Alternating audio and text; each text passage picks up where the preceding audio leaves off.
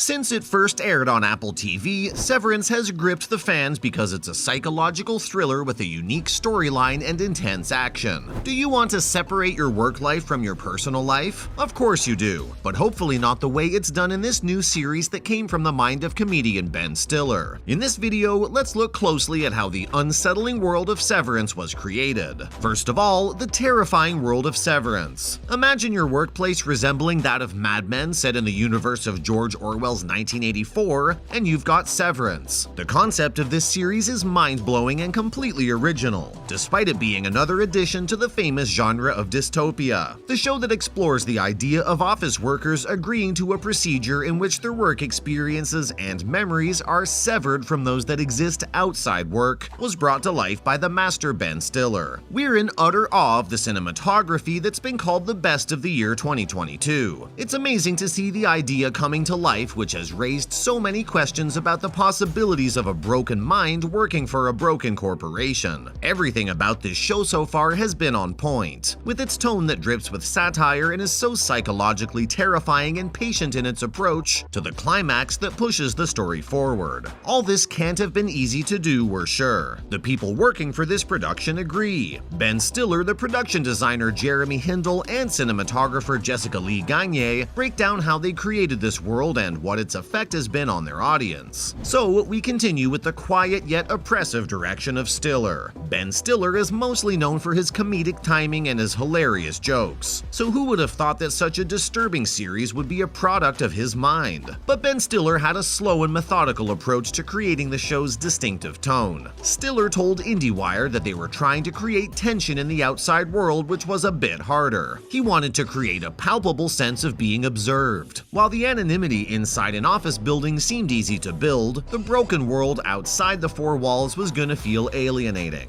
By bringing a closer look at the characters' experiences, especially Mark, Stiller created a deep sense of empathy for the characters' desires to be severed from the outside world while they were inside their office. So when you're inside the world of Lumen, you feel observed there, and that's gotta be the most creepy feeling ever. So when these characters are outside the office, their lives feel different. When Mark, played by Adam Scott, is in his apartment, it feels more personal in a way because you can see the isolation, but it's a bit more subjective. Inside Lumen, the direction is more objective a lot of the time. Severance feels familiar yet new to many people who watch the show, and that's its genius. But you have to be careful because familiarity doesn't mean safety, and with the atmosphere that they've created, you get that sense pretty clearly. This was done by creating a reality that's so uncanny that it feels almost real. Next up, the inspiration for Lumen Industries. When it came to creating the look of Severance, Jeremy Hindle said he couldn't think of another show or movie to use as a reference point, and that was one of the hardest things he's had to do. This had to be a world of its own, and they didn't know where they were going until it was done. Eventually, Hindle found inspiration in Stanley Kubrick's 2001: A Space Odyssey and Jacques Tati's Playtime. John Deere headquarters was also one of the inspirations with its industrial yet botanical offices. The blend of stale modernism that mimics what a child would think of when they describe an office is what comes from their 1960s inspiration. And you can see that inspiration bleeds through your screens when you look at those pristine desks, the most perfect pens, a Rolodex. The place was really designed to be a workspace. Hindle wanted to build a workspace from an era that existed before employees brought their personal life into the job. And Stiller didn't want this show to look like any other show ever made, which gave Hindle a big challenge when it came to designing the world that existed outside Lumen. So obviously, locations that others have shot in were unusable for the series. And that's when Hindle found another sarin and structure, the Bell Labs facility in New Jersey. And it was a lucky accident for them that the building had recently been restored. Then we have the camera and lenses used in Severance. Of course, without the help of Jessica Lee Gagne, we couldn't have had such a visually stunning series. Stiller's direction was enhanced by her team that was tasked with the job to help shape different languages for the Lumen offices and the outside world. Gagne told the media that the first thing Ben and her talked about was how to make an office look interesting. As a cinematographer, she was scared of being trapped in a white box with overhead lighting. Gagne used images of striking offices from the 1960s to add depth and dimension to the office space. She also used references like Lars Thunbjork and Lee Friedlander to capture awkwardness within that small space in their photographs. She showed these pictures to Hindle, and together they worked to create a unique visual tone for the office. Gagne knew that the innie world was meant to be robotic and driven by surveillance aesthetics, but for the outside world, their approach was more stark and classic.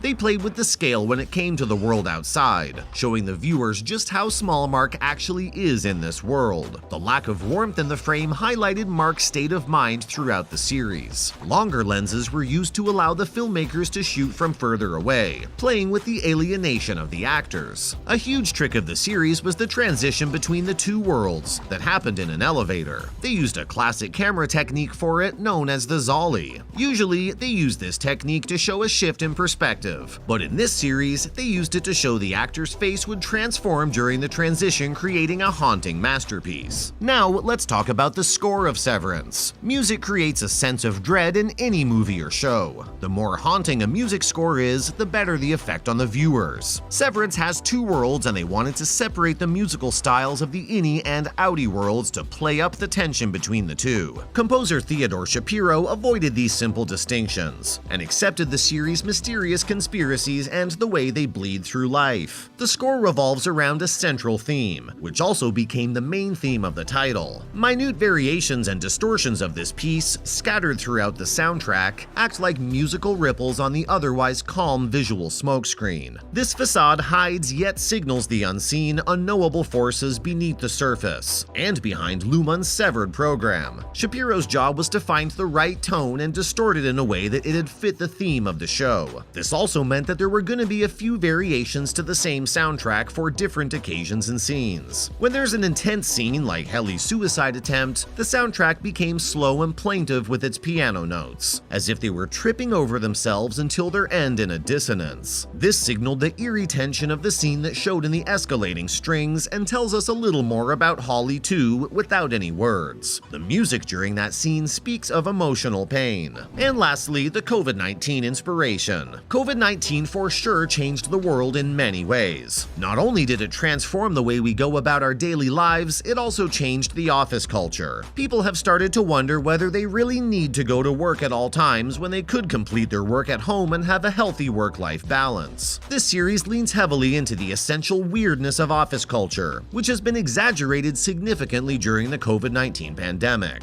Like, do we really need to be in an office? Many employers haven't been a fan of this change, and Severance took it a bit too differently, completely taking away the autonomy of the people in the sense that they don't even remember what their work is supposed to be once they're outside the four walls of the office. That makes them easier to control. If they don't know what they don't like about their jobs, they wouldn't want to rebel, right? Severance carries an anti-capitalist sentiment throughout, especially when it comes to seeing the team of Luhmann's macro data refinement department slowly rebel against the company and take back control of their lives. The style of Severance is a blend of workplace humor from the 1999 satirical Office Space and takes inspiration from some of the best Black Mirror episodes with its unsettling impact on its viewers. That's it from our side for today. If you enjoyed this video, please give it a thumbs up. And if you have any questions or thoughts about the behind-the-scenes look at how the unsettling world of Severance was created, let us know in the comments below. See you in the next one.